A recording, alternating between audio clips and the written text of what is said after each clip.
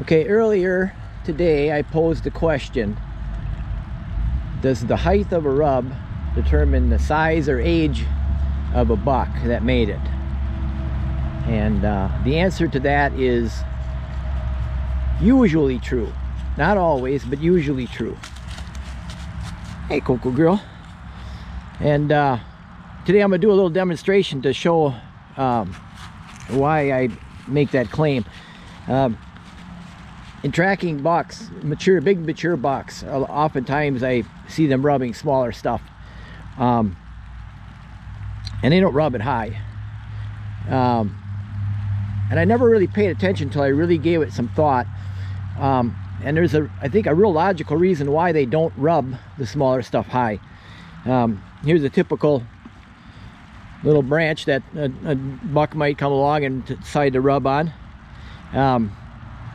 If he's a big mature buck and it's about waist height, he'd be, according to the rule of thumb, rubbing about the center of the rub would be right here. But now if I take this antler on this whippier branch and I try to rub it, look what happens.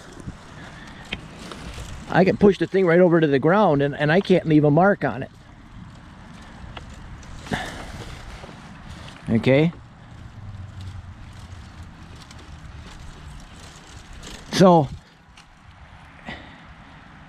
if I drop down on the branch or on the tree lower to the ground where it's stiffer, then I can easily rough it up. And there's a point at a certain height where it just won't rub anymore.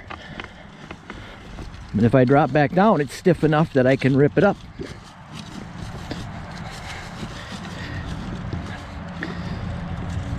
So if I go high, I can't.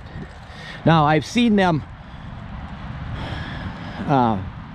racked bucks with tines twist. You know, they get their antlers twisted and they'll bust off this small brush and they'll actually break it right off.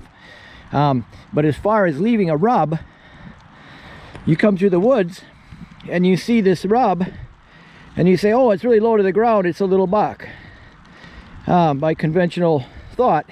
But that's not true. That it may be true, but it's not necessarily always true. And it's going to be dictated by the thickness or the whippiness of the branch he decides to rub. And I think there's another thing in this, and this is not more physics, but I think it's more speculation on my part.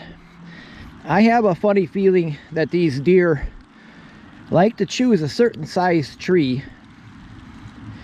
or a height on a tree to get a certain amount of pushback. I think they like to feel that pushback. I think they like to have a tree a certain thickness, a certain stiffness that they can push into it, and it gives them a certain amount of pushback. I think they like to be able to push it around a little bit to a certain degree. On some of the really big rubs, of course, I'm sure they don't move the tree at all, but that, of course, is speculation. But I think that that may determine too where they rub up and down on it.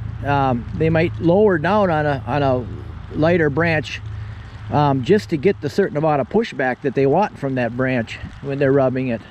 So that's just some food for thought to think about next time you see a whippy branch that's rubbed low to the ground.